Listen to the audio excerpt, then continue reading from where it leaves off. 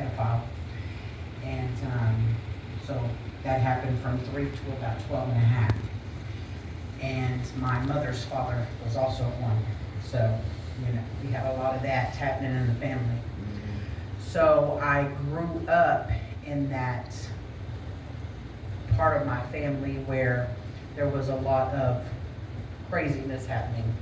And I can remember whenever my mother and father would go to drive-in movies, those are the things that they would be watching on those drive-in movies with us kids in the car. That probably wasn't the best scene. But, CPS today will take your kids for you disciplining them the way the Bible tells you. But back whenever I was a kid, you could have your child in a drive-through movie watching pornographic movies with you. I didn't understand that. So I guess that's just the way it was, though. You live and learn, right? So as I grew up, I was always looking for someone to love me. And as I got into my teenage years, I always thought, okay, well, if you're being abused, if you're being beat every day, choked, chunked out a couple windows, no big deal, that's love. That's got to be love, because that's what it's always been. Love was always abuse. So it had to be true. So I grew up in that, even into my late teenage years, into my early 20s and even middle 20s. I dealt with my son's father, my daughter's father. They were very abusive. My son more so, his dad. Went through just crazy stuff, and one night he beat me so bad and sodomized me. I thought this man was going to kill me. And I decided, yeah, this is it. This is it. I got to go, because he's going to kill me. So I started hiding stuff in the back of the closet, packing a little bit at a time, because we had a big closet that was full of stuff. And so I began to pack those things up, and one day he went to work, 6 o'clock in the morning, and by 12 o'clock I was in Houston, scared to death that he was going to find me. And about a few weeks after I had left, I had called his aunt because I wanted to let her know I'm okay. Me and CJ, my son, were okay. And but still, I was still in those bad relationships. Nothing changed because I didn't know how to make that change. Okay, I'm going to backtrack a little bit, but whenever I was about 12, when I was 12 and a half, after my dad had finally just done the most, I had went into a girls' home, and I stayed in that girls' home from 12 and a half years old all the way till I was almost 17. And I would go to church every Sunday, and every Sunday I was at the pulpit. Every Sunday I was at the pulpit because I needed somebody to love me, but I did not know how to grab that. I didn't know how to accept that this amazing, wonderful, forgiving God could love me.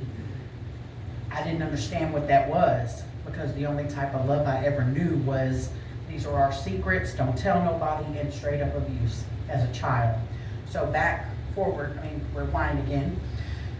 So in all them bad relationships, there were drugs, there was all kinds of crazy stuff. I mean, I'm sure some of you have been there. And I was 18 years old, smoking crack in crack houses, doing the most, because I was a broken mess. I was a broken mess. And just didn't know how to get out of it. And I thought that this was what it was. This was my life. This is the life I had been given. And nothing was going to change that.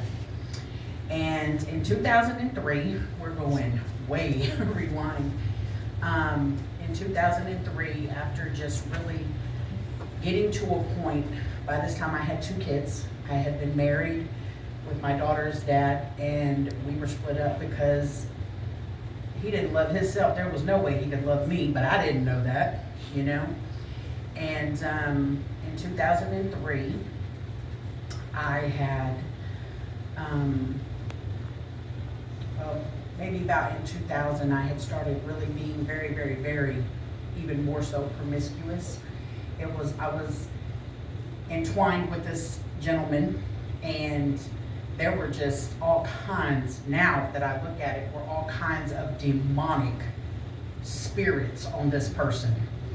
And those, I don't know if y'all believe this, but I know that I know how I feel about that. I believe spirits can transfer, especially whenever you're in an intimate situation. Them things can transfer. Yeah. And whenever they attach themselves to you, can't nobody but Jesus break that. Amen. Nobody but Jesus. Right.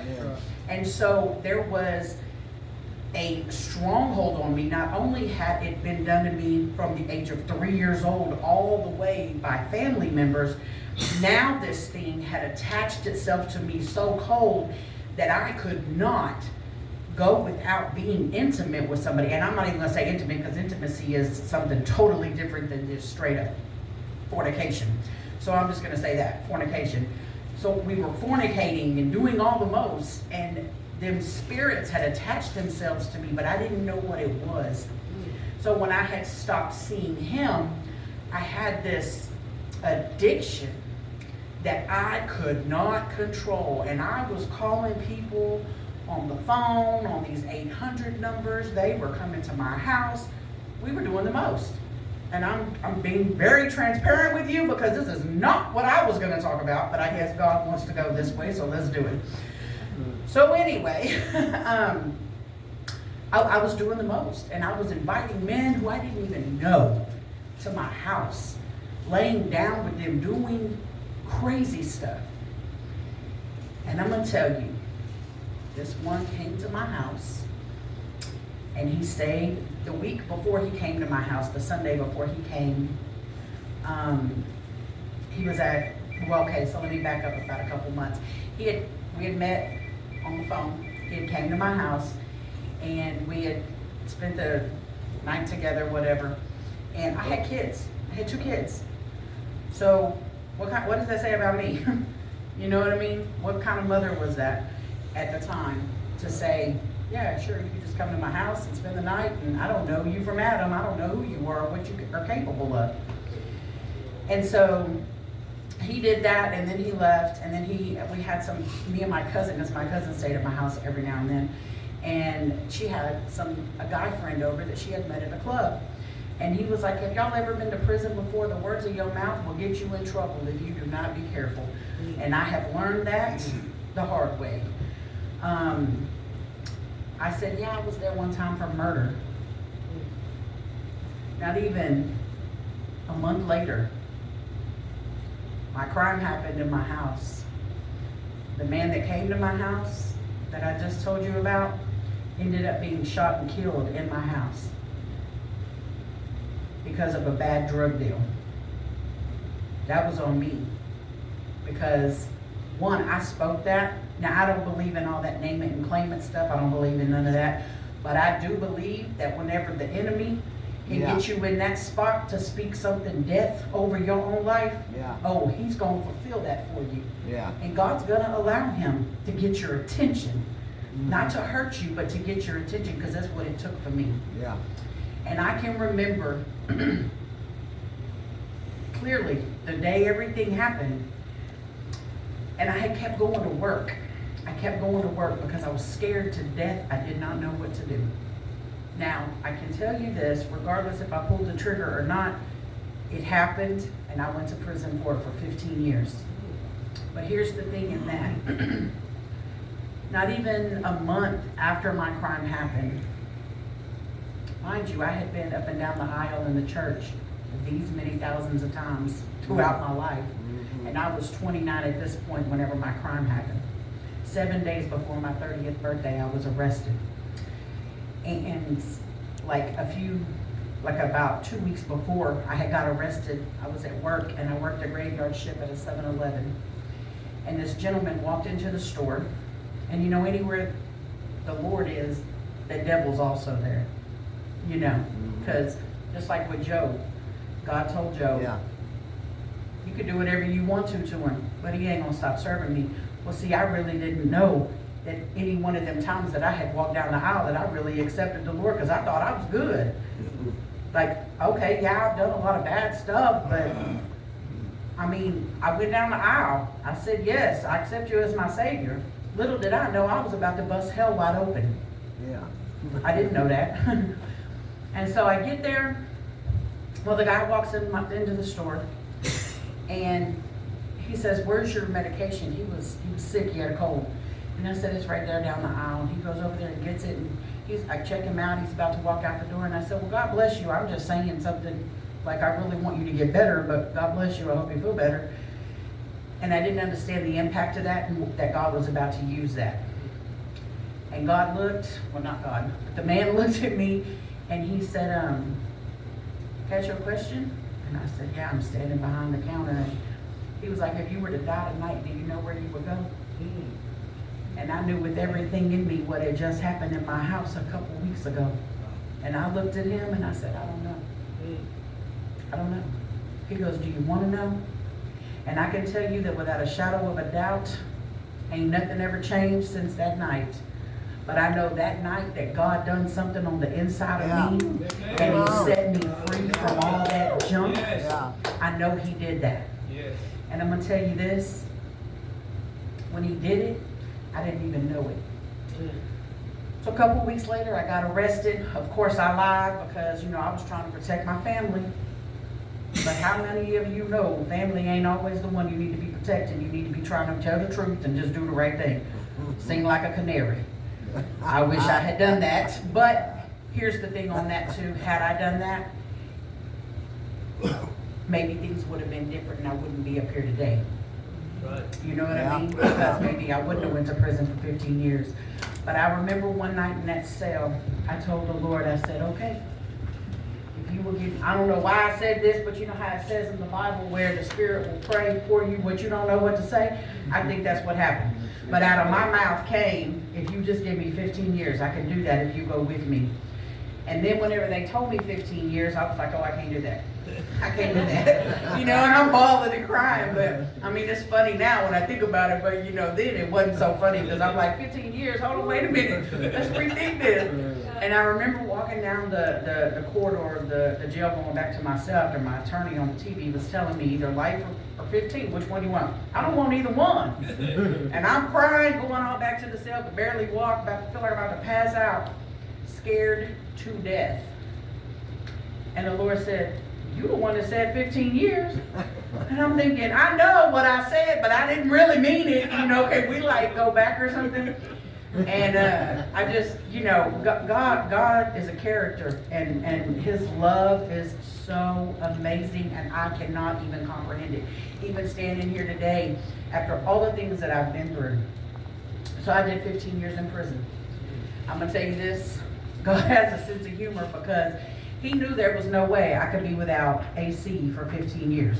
I'm just not equipped like that. So, so even before the hysterectomy, he knew no, she ain't gonna be able to handle that. So I had started hemorrhaging when I was on hobby unit. It's like the worst women's prison. Go figure, they put me there. I was like, okay. So I get there and I started hemorrhaging. So I was just like, I could have just died. And they get me to the hospital and they put me for 8 years of my prison sentence. 8 years, mind you, I did almost 2 in county, so that was 10. 8 years of my prison sentence, I did at the Carroll Young facility. It's a medical facility, it's like daycare camp. All right. But after that, I went back to hobby for 2 years because he said, no, I need to remind you what prison is really like. Because don't get out here and think you're going to go back acting stupid. Which he didn't have to worry about that because I'm good. Thank you. I served my time. I'm all right. So anyway, 7 months before I get out of prison, I get a phone call one day. So before the phone call, I'm sitting in my cell and I'm like, man, why is count not clearing? I'm sitting there, and I'm like, do. So I was like, let's just put on the radio. Because I was in the faith-based storm and I never listened to my radio before we go out to have praise and worship. I just didn't do that. So I put my headphones on and the man was singing, and whenever you only seen one set of footprints, it was then that I carried you. And I was like, man, I miss my mom, or my grandma. I was like, man, I miss my grandma. This made me think about her. Unbeknownst to me, I was about to get the most devastating news any parent could ever get.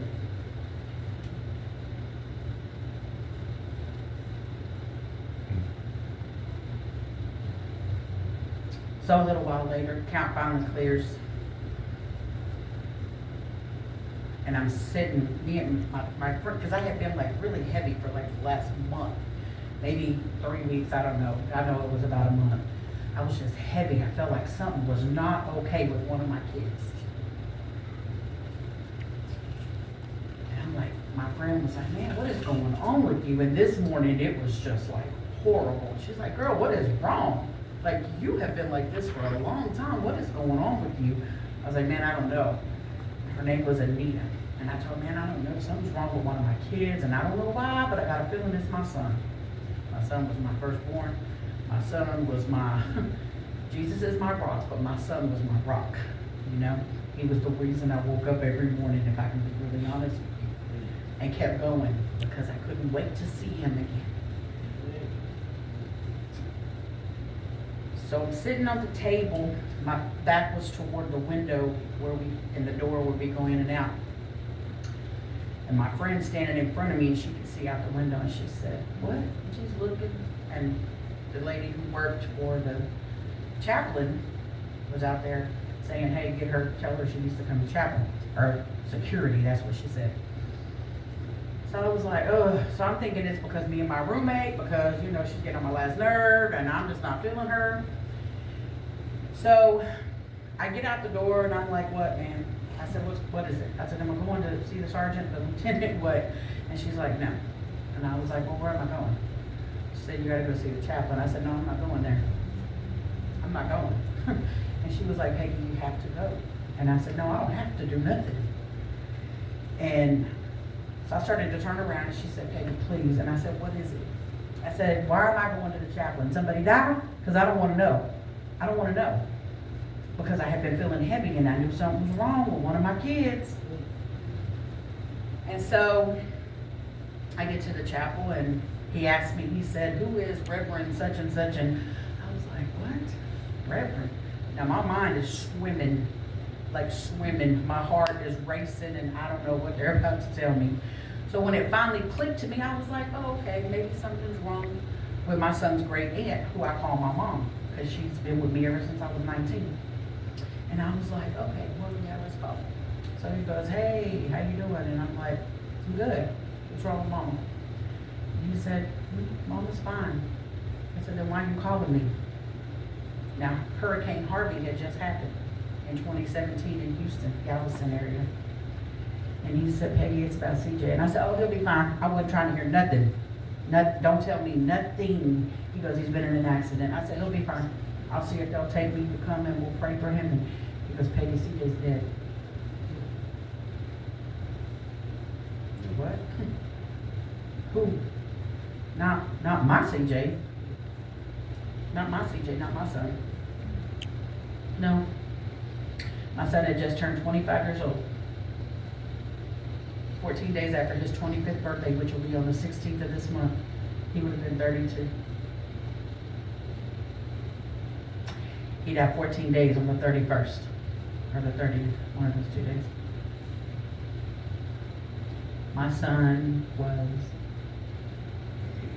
the most amazing young man, but he was so hurt because he lost his mama at a young age to prison because of her stupidity and her ignorance and her lack of self-respect.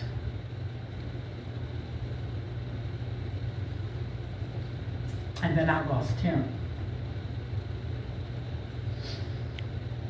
Some days I blame myself because I feel like had I been there, he wouldn't be gone. But then I know that God allows everything for a reason, and had I been there, I probably wouldn't be right here. That's right. Because I wouldn't have been able to handle it.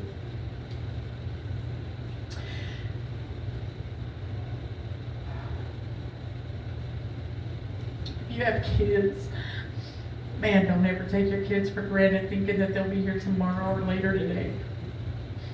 Enjoy every moment that you have with them. Because they are not promised tomorrow, just like we're not. You know, we have this thing that we say like, oh, the parents are supposed to go before the kid according to whose rule? According to whose rule? God says when it's time. He said, I have numbered your days. I know your beginning and your ending. I got to spend almost 11 years with my son outside of prison, and it was the best 11 years of my life. But I wish that I had been better. I wish I had been better. So after my son passed, and I didn't think I was going to make it. We usually had birthday parties for the ladies in the dorm. Like if it was everybody's birthday in the month of August, you know, kind of like y'all did earlier. And it was, I want to say it was a Thursday, Wednesday. It was a Wednesday when I found out. So on Friday, I was like, I'm not doing no birthday party this Saturday. And we were like, yes, you are. And I said, no, I'm not. He's like, yes, you are. And I was like, no, I'm not. Well, Saturday morning, y'all know who won that argument. I don't even think it was an argument, but I told him what I wasn't going to do. He said what I was going to do, and I ended up doing it. And I don't even know how I did it, but it was all him. But I'm going to tell you this part. When I got back to the dorm, the girl was trying to race me like back to the dorm because I didn't know that I was going to be able to make it. She got to the dorm as fast as she could to tell my friend Anita that my son had died. Let me tell you this. God has a way of doing things. So Anita, a year prior to my son dying, she had a baby. This is why she was in prison. She had a baby. She was with an abusive man, and he was beating her, Anita. Well, she had went to work one day, and he had killed her baby. 3 years old. He had killed the baby. Well, a year before my son died, the Lord broke Anita down in her cell for 3 weeks. 3 weeks. Broke her down and built her back up. So a year later, whenever my best friend heard the news that my son had just been killed in a hit and run, she was the one that I leaned on. And she had me. I'm talking about she had me. I didn't miss a meal because she made me eat. I didn't want to eat, and she was like, oh no, you're eating. She kept me in that place in my right mind because God had to break her and heal her to help me get through my son dying. Yes. So see, we are connected. We are connected. Have you ever seen that thing where you have a piece of paper and you're trying to fold it a certain way and there's 3 people doing it? Everybody has to work together to get that piece of paper back together the way it needs to be. That's what she did for me, but God had to break her from her stuff, from losing her baby, before she could even pour into me what he had done to her. And so, man, that was so beautiful for me. But the day that she found out, she just looked at me and it was like she already knew what to do with God's strength, because she wouldn't have been able to handle it a year before had he not broke her and healed her. So I'm going to tell you this. The morning I told y'all, he said, whenever you only seen one set of footprints, it was then that I carried you. Let me tell you. I had sat, when I first walked in the door, they had put a chair, and I mean, class ended and everybody was surrounding me, even the teacher that came to teach us. And we sat there, I know, at least 4 or 5 hours. And we had TVs, probably about maybe a little closer together. I don't know, but I was walking, and so the TVs were probably like there and there. And I remember walking, and I was walking. I had to go to the bathroom. But when I got to that second TV, I fell. Not physically, but something in me fell, and I couldn't move. And I'm telling you, you could think I'm crazy, but I know you won't, because I know y'all probably been there. I felt the Lord literally pick me up in his arms, Yes, Lord, and carry me the rest of the way to my cell. I don't even know how I got there, because I'm telling you that I fell. yes. But that phrase came so alive to me that day, because he said to me that morning, whenever you only seen one set of footprints, it was then that I carried you. I knew what he had done for me when I fell at that TV and he picked me up and took me. I knew he did.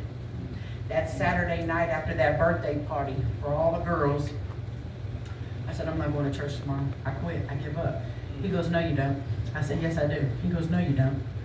I'm laying in the bed and I'm just snotting and tearing everywhere. I didn't even care.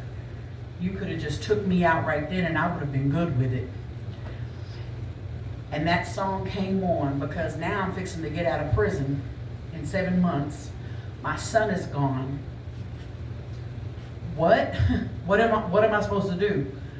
I knew where I was going, but I don't even know nothing about this place except for the pamphlets that they send me. Yeah. So now everything is just, again, swimming in my head because I don't know what's about to happen to me. And where is my son? So I'm laying there and this song comes on. First time I ever heard it, and it said, fear is a liar. I said, fear is a liar. And it just kept saying it over and over. Fear is a liar. It's a liar. All this fear that you got in you about what's going to happen, what ain't going to happen, how are you going to deal with CJ Come not on. being there Yeah. anymore. Fear's a liar. You got this. Yeah. I don't think I got nothing. I think Jesus got it. Yeah. I just have to walk it out. And I don't even know how I've walked out what I've walked out. I can't even begin to tell you how, except with him. Except with him. I can't do it. I cannot wake up any morning and do what I do without him. I can't. Amen. And I'm not going to tell you I'm in my Bible every day. I'm not going to tell you I'm not going to tell you that.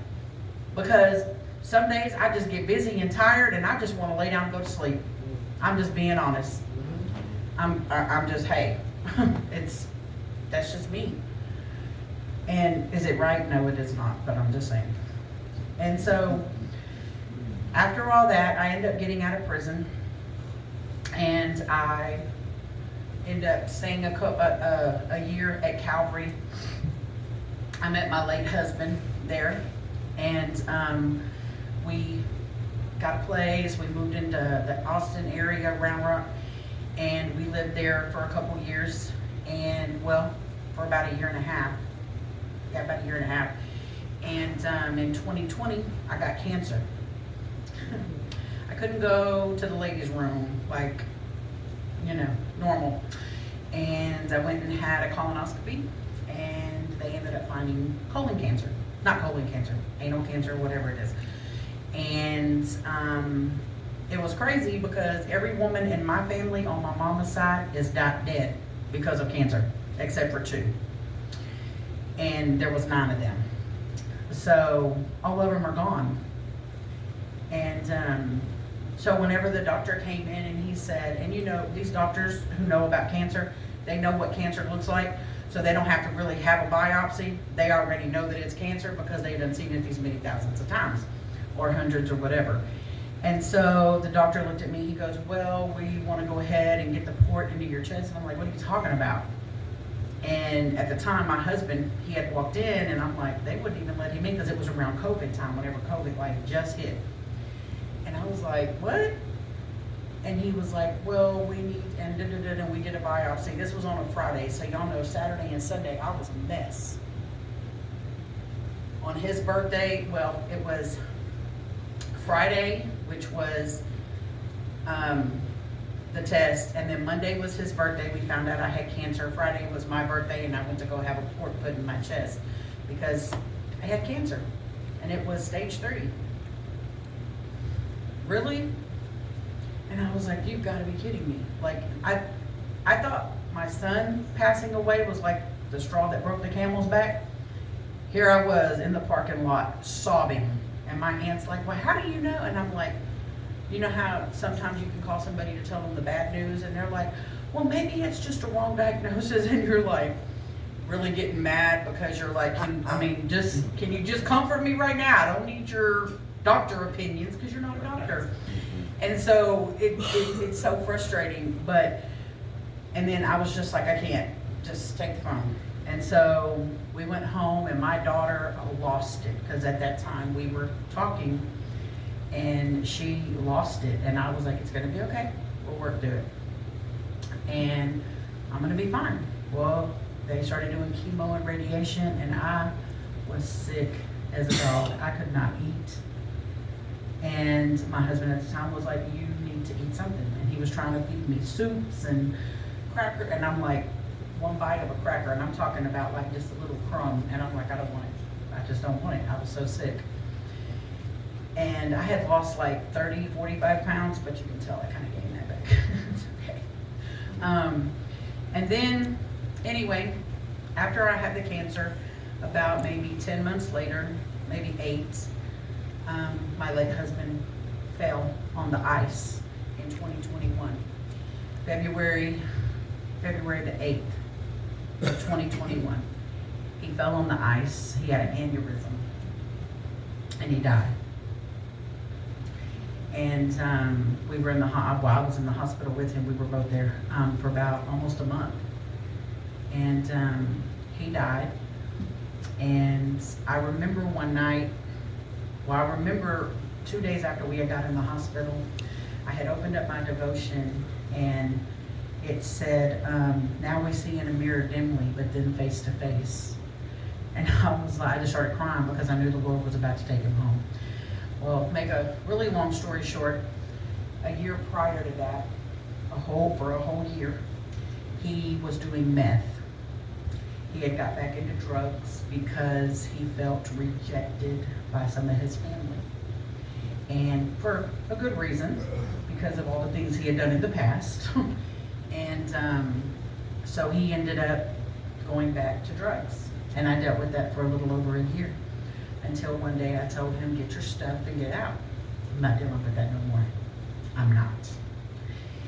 And in the midst of that, he came back. And he was like, I have to be honest with you. And he just began to tell me the truth about a whole bunch of stuff. And I was like, okay. And he stopped. And I don't know really how meth works and all that stuff. Not saying I've never done it. I'm just saying I don't know how it works with the brain and all that. Because he was doing it all the time, every day. And except for when I had cancer.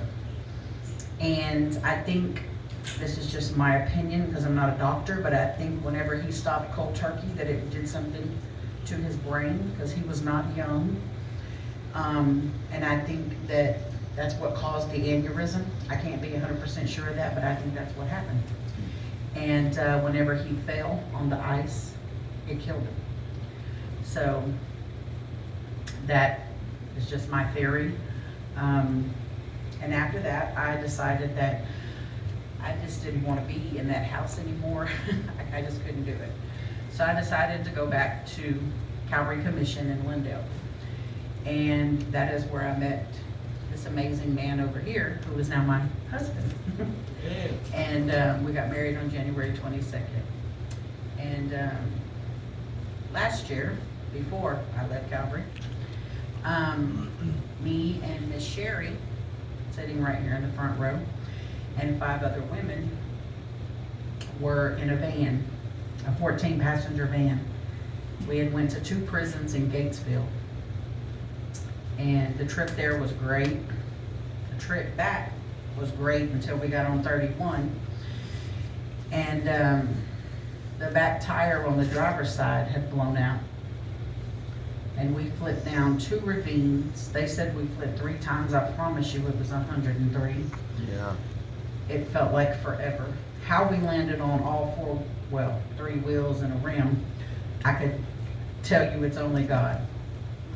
So I remember one night Sherry, Glenn, you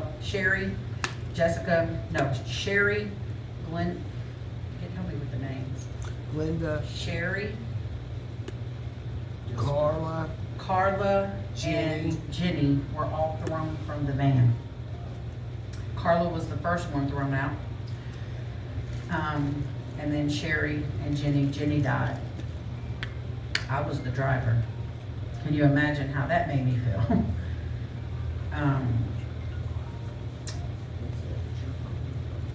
Miss Mary, everybody broke something. Everybody had something that was broke. I had a busted lip that probably bled for 2 seconds. I was so mad and I mean, I still think about that, you know, because Jessica's paralyzed. Miss Sherry, shattered her pelvis and wore a halo for almost 6 months. I wore a halo, yeah. Almost. 4 months, and then a collar for 4 more. Neck brace for 4 more months. Her neck broke. Mm. We were all air flighted. Yeah. And I'm gonna tell you something. Her and Jessica, because a while back we had went and given a testimony about the accident. And whenever Miss Sherry and Jessica had told me, Sherry said there were angels all the way around my entire hospital room. And Jessica was like, yes, and I just felt the peace of the Lord in the van and like the peace of God. Like I wasn't even mad, I wasn't upset, I wasn't hysterical. I was the hysterical one, I can be honest about that, because I was freaking out. Because hello, I was driving the van, Yeah. and I don't know where everybody's at. And I hear them say they smell gas. Yeah. The passerbys who were jumping out trying to help us. And you know, you just you're catching all these different scenes from everybody, and so you know this is bad. And I'm thinking, oh my gosh. Well, I had seen some rocks, and I didn't even think, I never even thought about this. But after they had shared that they had seen that, she had seen her angels in the room, surrounding her room, and I was like, man, well, God, what about me? Like, what am I, just chopped liver? I mean, just to heck with me, right? And he reminded me, not that night going home from the church. The next morning, I'm sitting in the bed, my husband had went to work, and I was like, and I was crying, I was like, Lord, Sherry's seeing angels, Jessica's got the peace, I'm hysterical, I don't see, he goes, what about the rocks? I said, the rocks? He goes, the rocks. Remember the rocks that you've seen? And I'm like, oh, the rocks. Nobody else seen the rocks but me. Okay? Even whenever we went back to the scene, there was no rocks. But I kept telling everybody, there's rocks. There should be some rocks up against the fence. That's where it happened at, because I seen the rocks. He said, I am your cornerstone, and I am the rock of your salvation. Come on. Now let me tell you something. That blew my mind. I couldn't do nothing but get on Facebook and start typing. And this is what the Lord said. You know, because I needed to get that out.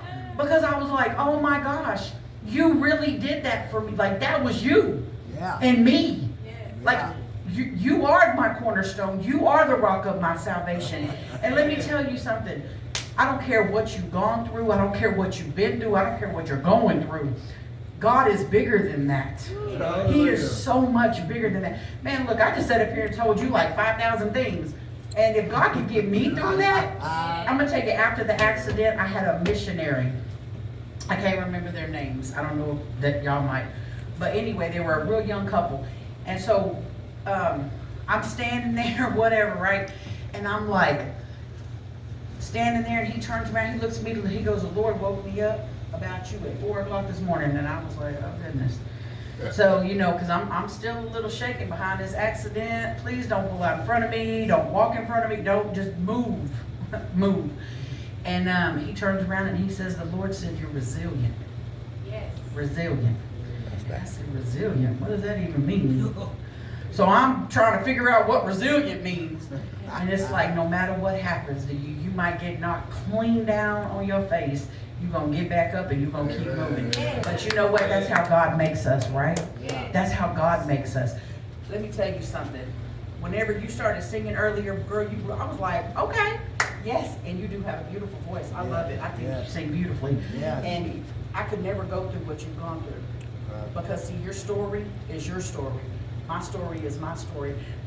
People probably look at me and think, how the heck did you go to prison for 15 years? How do you do that? Well, it wasn't a choice. I had a choice before the crime happened, but I didn't have a choice afterward. But you know what I mean? God did that. Had he not allowed, he allowed it. He didn't say, okay, I'm gonna let you go kill somebody today or let a murder happen in your house so you know you can go to prison for 15 years. That was not it. He knew what was gonna get my attention. Because see, the Sunday before the crime happened, I had walked out of church with my aunt, and I told her, my aunt is straight laced, she don't do nothing wrong. And I told her, I said, Aunt Margaret, I don't want my kids to have the life that I had. She looked at me, she said, well, what you gonna do about it? Well, it wasn't even a point of what I wanted to do about it. And I remember I had been sitting in my house at the coffee table and I would be singing Amazing Grace.